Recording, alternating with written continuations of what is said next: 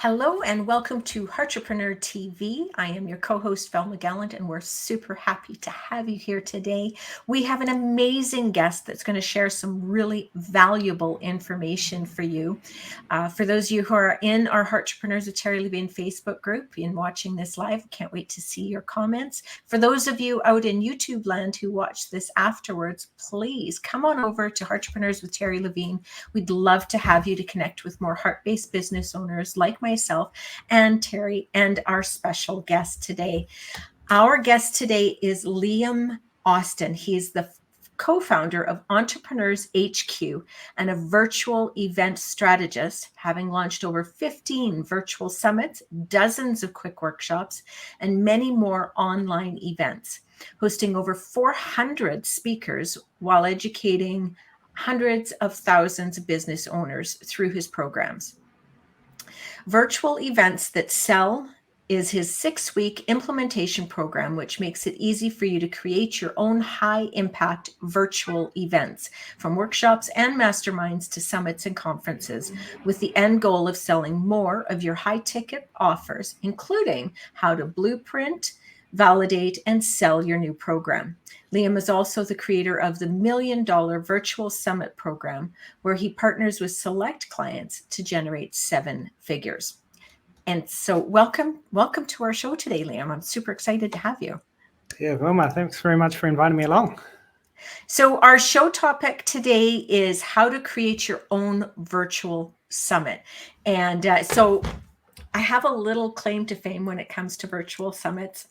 It's famous to me, we'll put it that way. Back in 2004, I did a telesummit, and that was kind of before telesummits really became a big thing. So I interviewed 3 of the teachers from The Secret before The Secret was The Secret on that telesummit. So I had to put that in there. I have to brag on myself just a little bit. Excellent. I think this should be a really good conversation. It's going to be a lot of fun because I know that, I was creating that from scratch. There wasn't really a template to go through. I probably did it all wrong and had an absolute blast doing it. So I'm looking forward to hearing what the right way to do these things is. Well, having fun is definitely number one. So it sounds like you got that right. Yes, I definitely did. When it comes to something like this, all that I thought of, and I know this is a good foundation, was how can I create value? How can I access some really awesome people to create that value? And how do I get it out there? So the first 2 I got nailed. How do I get it out there? I did not get nailed. How do we do that properly now? What are some of the things that we need to create our summit? Yeah, sure. So basically, the way I define a summit is a multi-day, or at least a multi-speaker. It doesn't necessarily have to be multi-day, but a lot of the time it is a multi-day, multi-speaker conference or event where we have, say, 20 speakers, to put a number on it, all speaking on one topic, but sharing their expertise on that specific topic to the audience. And typically there's a free ticket access as well as a paid VIP type of upgrade where you can actually make money from selling tickets to the event. Okay, so there's one thing there. So I actually had it 18 speakers over 18 weeks, which I think is not quite as effective. And I actually had paid attendance. I was faking my way through it, right? And so I love how, and I know I've seen those out there where it's a free ticket and a VIP upgrade to get, like the recordings or other extra features and stuff like that. So, oh, here we go. We got people showing. I've heard that setting up summits is really hard. Making it easy with the process is awesome, which I would agree with. So I know that's part of what you do is you help people, you train people to do it, and you also help people to do it as well?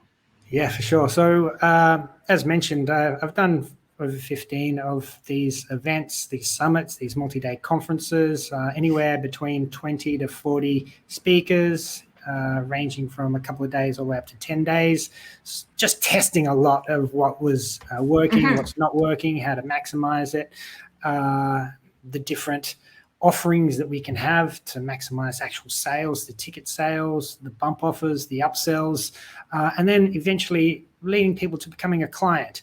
Like, how do we create that journey so people are enrolling into our courses and our coaching programs or our consulting services, whatever that may be. And it works across different markets, different industries, but typically we're working, I like authentic as well. I don't know if you heard that, but a little good thing that I love about, since that just interrupted us, is that the difference between like an in-person event and online event is that the online event, you actually get to see the authentic person, typically where they live or their office, and the real person. And when you're looking at, when you're a business owner and you're looking at connecting with your prospects, your leads, you want to be authentic, you want to be real, you want to attract those types of people so that they trust you, they like you. You're attracting people who like the real you, right? Rather than when you're on stage in person and you're all suited up or you're all prepared with a specific presentation, you're getting a version of that person that may not be the authentic person, or at least they're not in their home environment, maybe where they're the most comfortable, or their office environment. So just seeing that like there, or kids interrupting, I'm sure people have been interrupted by kids on conferences or in Zoom meetings over the last few years. And I think that's just enabled us to connect more as human beings, as people, and certainly as a business owner, I think that's a plus. I don't know what your thoughts are on that, Velma. I would agree with you a lot on that, because by creating these virtual events, and it gives more people the opportunity to be able to access that information in a more affordable, easy. Sometimes the timing is better. Like, I know I've been to virtual conferences. I've actually booked the time off to be at a virtual conference, and it actually it ended up being a really awesome experience for me, because I got all the juicy information, and I got to do a lot of self-care things and that kind of, I mean, this is just my experience, self-care things and everything like that, to be able to take care of myself when the conference wasn't going on. So I actually used it in other ways. And I would imagine that people are getting really creative with how they do that. And what if you actually booked a holiday and all of a sudden a conference comes on that you're like, damn, I really want to go to that. And, we've all got our equipment with us, and damn, you can do that from a really beautiful balcony somewhere and still go to the conference. Like, it just creates so many opportunities. It does. I think that's the point, right? I think, being an Australian, I'm on the other side of the world from most other countries in the world. So to get access to the conferences, the in-person events, the expertise that I need and want across the broad spectrum, like if we think about our clients, it's like business support, business help, guidance, all the expertise, health related, like the best doctors, surgeons, professors around the world that have the expertise that can be shared online. Doesn't matter whether they're in Europe, the US, Africa, Central America, Asia, Australia, UK, or you can be anywhere. And that's the power. So when we launched our first event in 2015, we had a free ticket, which meant that anywhere, no matter where you were in the world, as long as you had internet access, you could attend the event and get access to this expertise for free, which, typically if you wanted to go to that in-person conference, right, you've got time away from your family, the flights, the hotel, the ticket, conference price, all of that as a big investment. So it does end up being quite costly for the attendee. And now you don't need those costs. Like, we've completely removed that barrier to entry for people with the free ticket virtual event. Then we have the upgrade, right? The VIP pass that people can purchase, and it can be just recordings of the session, so people can watch it after the event has ended. Plus, I think some bonuses really help that. But typically, we want to make sure that just our event lines up with our if we've got an existing business, we might have an online course or a coaching program that we want to sell off the back of it. We want to make sure that we're attracting the ideal prospects for those programs to our virtual summit. So just making sure that lines up really well, and we're showcasing the pains, the benefits, the outcomes, the results we can deliver through the summit and implement through the programs we sell at the end. That's when we see like ourselves getting like the best results. So when it comes to somebody creating a virtual summit, what are some of the things that we need to think of when we're, inviting the other speakers and presenters into our summit? Are there some things that we really need to think about as we're, kind of creating these ideas? Yeah, sure. So it should be people that have collaborating attitude, all right? So the collaboration partners, they are helping you to create this event and to make it a success. Typically, if you're running a virtual summit, you want to have an impact on your audience. You've got some kind of passion, a message to share in the world. You want to make a big impact. And if that's you, then yeah, virtual summits work really, really well. Like we can attract thousands of people at very low cost. Our first event in 2015 had 15,000 people. Our second had 13,000. Our third had 22,000, right?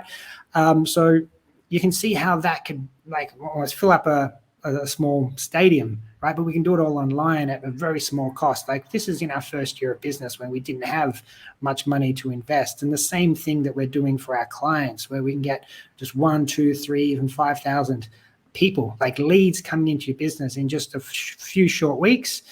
You can imagine if you've got that course, that program off the back end, you can enroll more clients, what an impact that can have on your business, plus all that free information and impact that you're having with the world, with your ideal clients. Just lifting your authority, showcasing you as that go-to expert in the market. I think those are the benefits really of running one of these events. It's the impact, it's building your authority, it's building your leads, your email list, and generating revenue.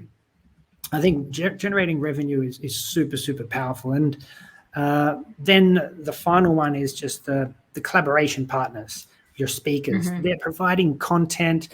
These guys are vital. So when we're reaching out to them, we just got to make sure that they see the event as beneficial to them. So how could they benefit? What is the reason they would want to participate? Okay, great. You're going to get them in front of 1,000 people at your event.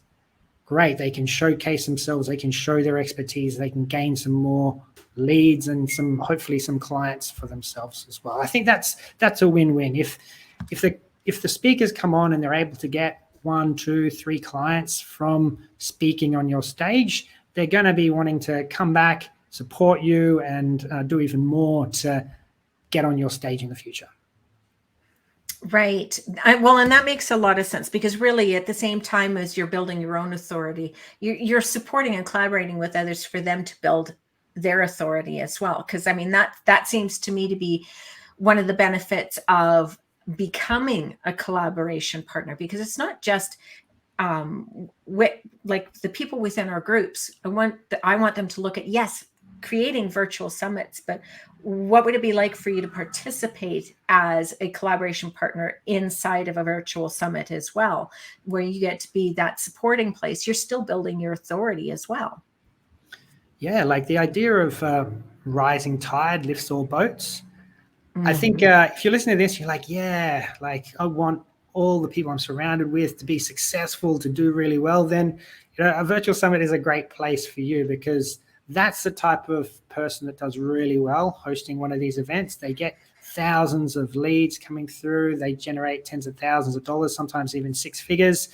And they can go on to get even more clients and sell it for years to come. Like when I'm talking about our first year in business, we ran 4 summits, one every 3 months, and we're still selling the repackaged version of those events today. So we're still making sales every single week of some of those events that we ran years ago. So super powerful, just being able to create content that's evergreen, that people want, need access to, and they're willing to get a free ticket or get access to part of that and then upgrade and purchase the repackaged digital course. That's and I think that's super valuable, because I'm hearing a lot of the things that Terry teaches, and one of them is, repurposing, like find ways to utilize the same content in a variety of different ways. And when you have a virtual summit, like I can see, first of all, there's attendees, then there's the content, then you can splice up that content into a variety of different things so that you again have more marketing tools and more ways to provide value. I mean, that's another thing that Terry teaches is value, like give it away as much as you possibly can. And that's what I'm hearing you're doing with these things.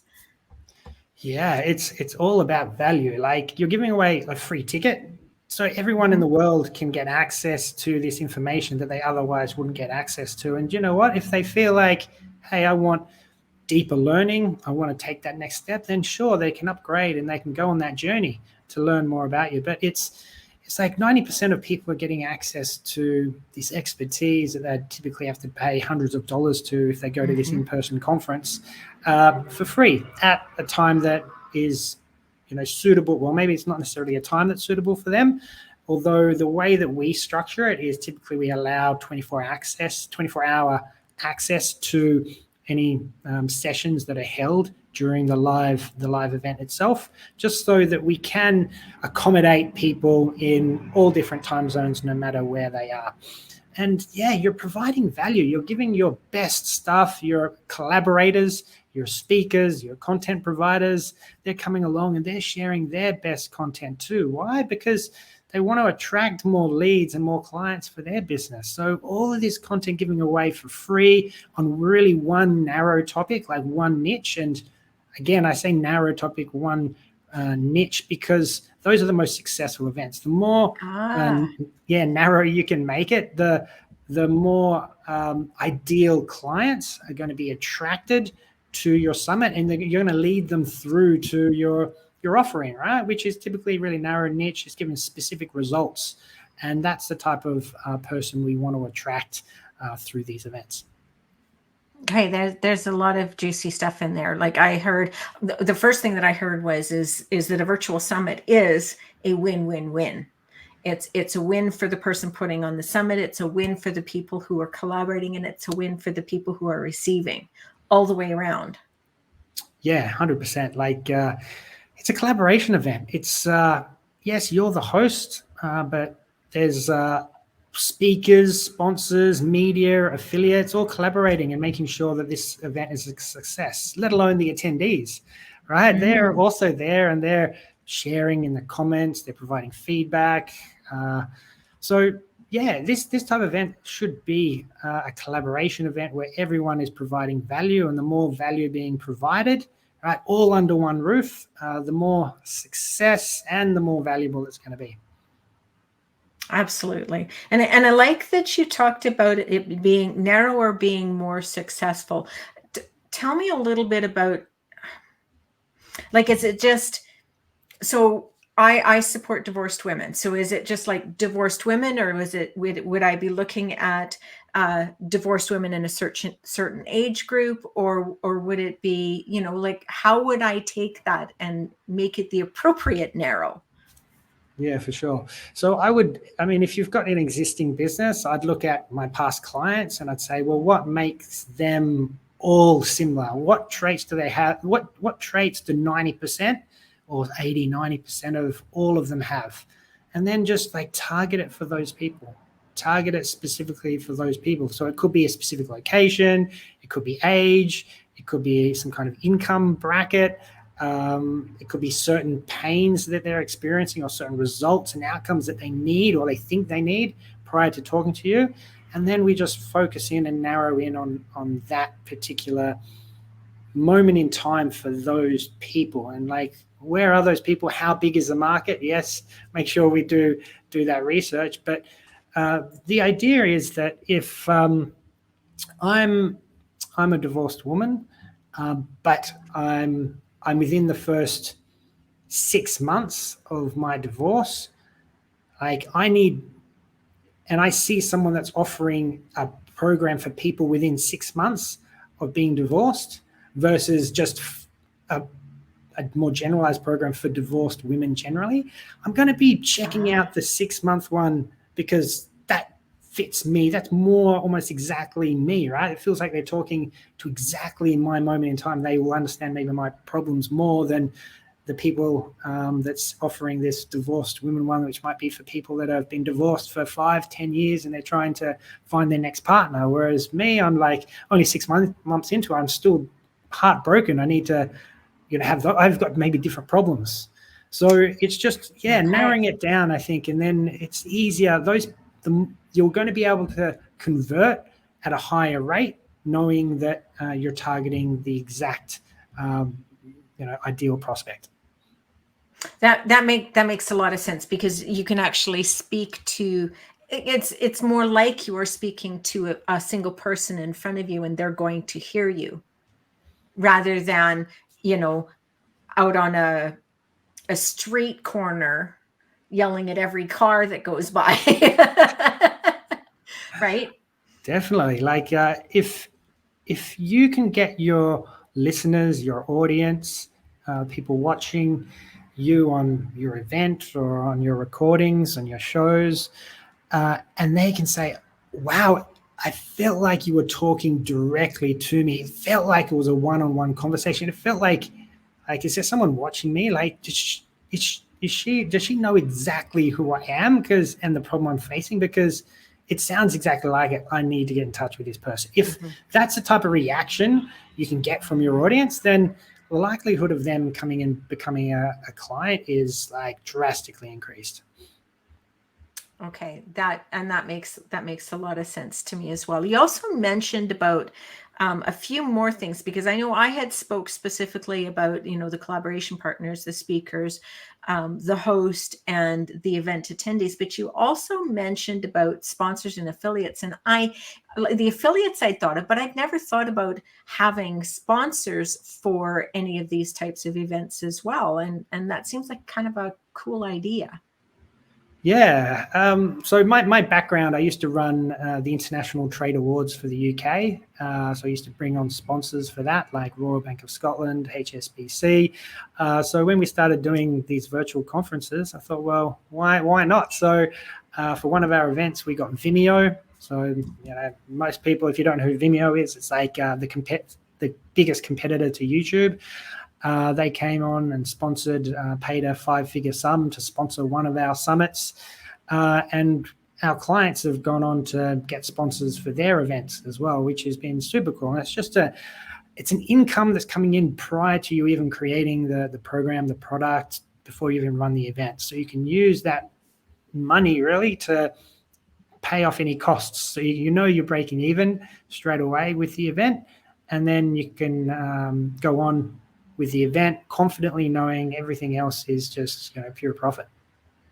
And that makes a lot of sense, because to me, virtual summits, there's a lot of time and effort invested in the beginning before you even get to the point of the event. And if you have a sponsor, that takes a lot of the pressure off, that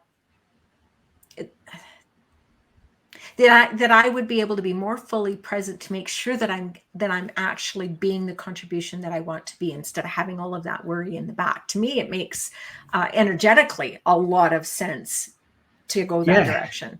And if you're looking at it like collaboration partners, who's going to be the best collaboration partner? Right? This speaker who is either speaking for free or is getting paid for free, right?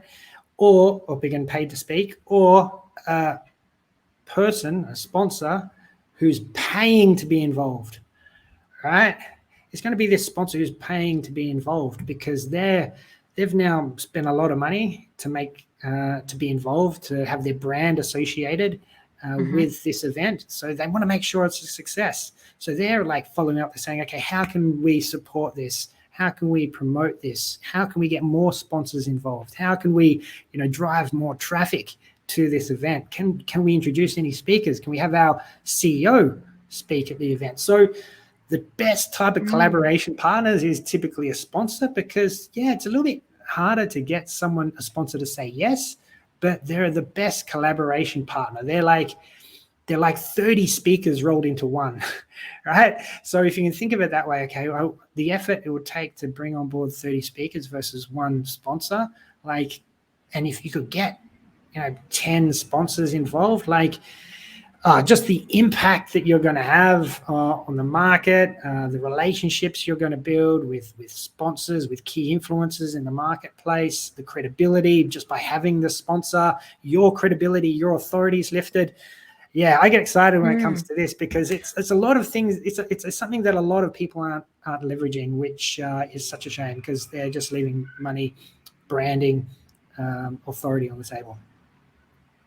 I can really hear, I can feel your excitement all the way over here about that, because I can see the value and the importance of that, but I can also see the flip side of it, where one would want to be really thoughtful about who it is that they do choose to sponsor their events, and really make sure that you are bringing in somebody that is in alignment, not only with the target audience, but with your own values. I think that would be really important.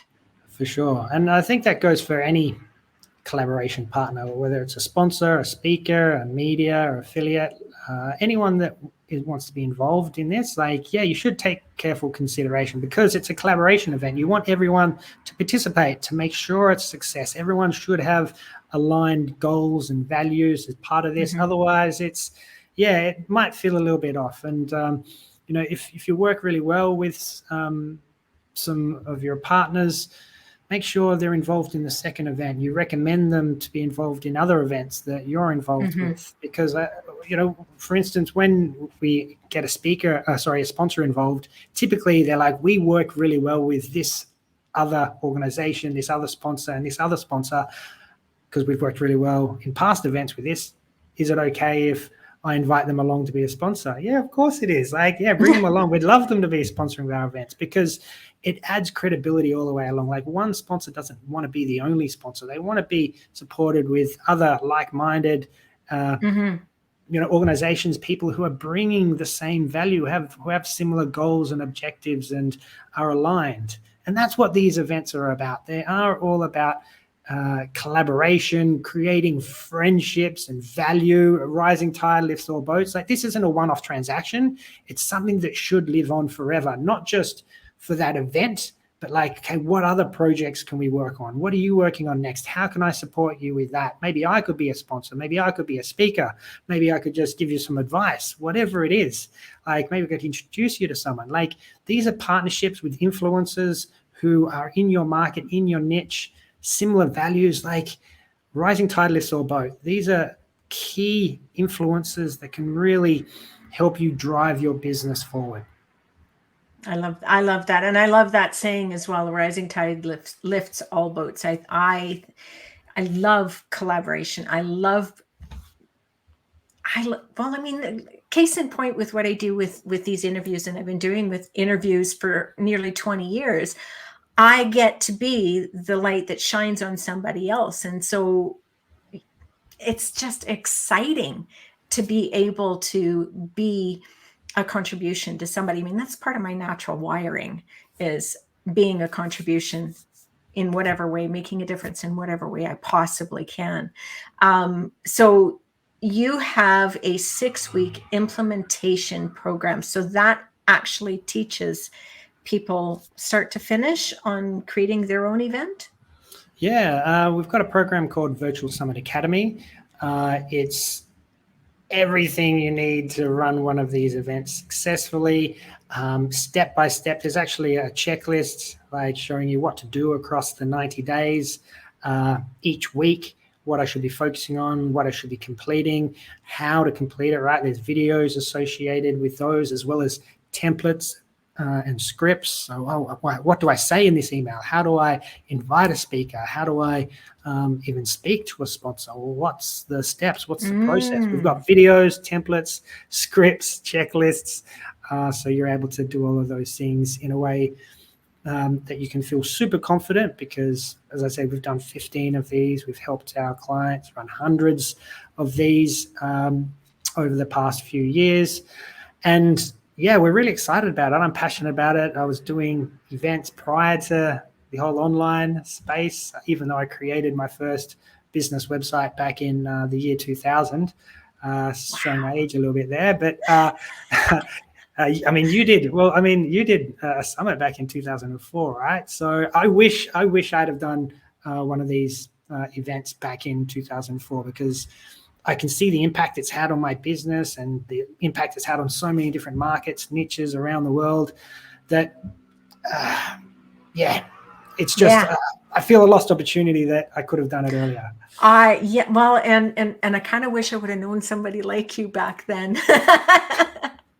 So what I love is you've created the opportunity for people to be able to go through and learn how to do this themselves, but you also have made yourself available to support people with creating their virtual summits as well. So a little bit of hand holding, and also providing a lot of the services, the actual service of doing it. Yeah, definitely. So if you are thinking about, summit's tough, but I want a process. I saw someone mention that in the comments. Then we've got a really documented process. Because we've had hundreds of students go through this, any kind of question that's ever been answered, we've added it into the content of the program, so that if you do have a question, typically it has been answered. If any new questions come up, great.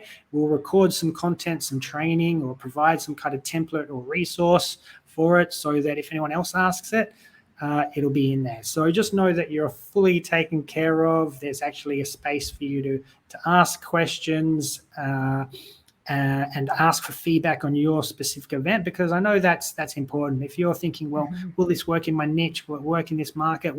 How do I niche it? How do I target my audience more? What topic do I go after? How do I name this event? What's the tagline? What kind of speakers should I invite? We can give you feedback on all of that as well. Oh, wow. That's awesome. That sounds like it's got some pretty amazing information in there.